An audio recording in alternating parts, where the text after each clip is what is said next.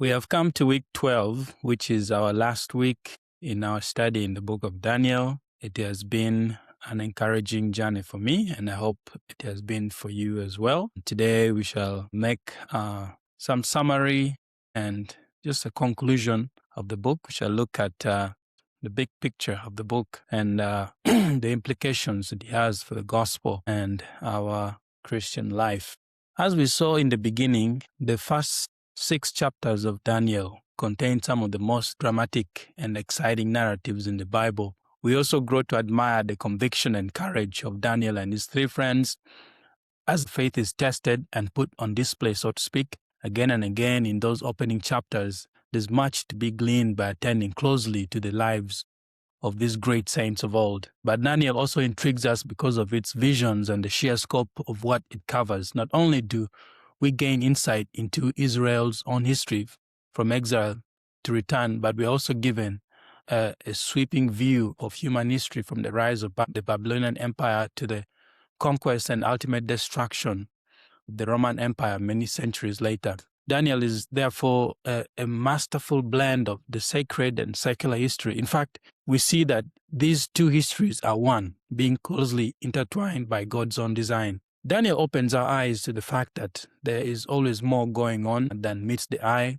What we can gather with our 5 senses is not the whole story. Indeed, it may only be a reflection of a more important story, a cosmic battle taking place in the heavenly realms, which we cannot see with our human eyes, but only with the eyes of faith. So ultimately, the book of Daniel is about God, his character, his plans, his purpose for the world. God is the main actor in Daniel, as, of course, everywhere in the Bible. And while we often have reason to be worried, if not discouraged, by the appearance of things all around us in our fallen and sin-wrecked world, the book of Daniel serves as a powerful reminder that God is on this throne and is sure to get his victory. What is more, one day God will make everything right, destroying unrighteousness and ushering in his eternal kingdom. In the book of Daniel, we are given this sweeping view of redemptive history from the time of exile to the time of Christ and beyond.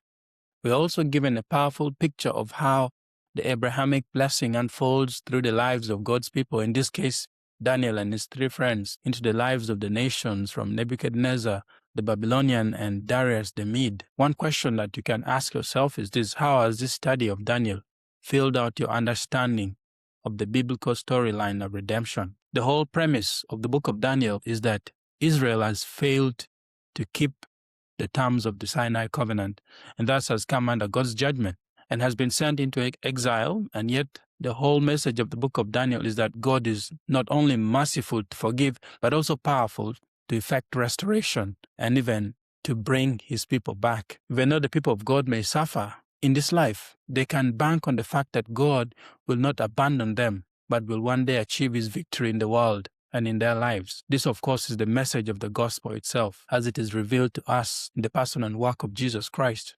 For all have sinned and fall short of the glory of God, we read in Romans chapter 3, verse 23.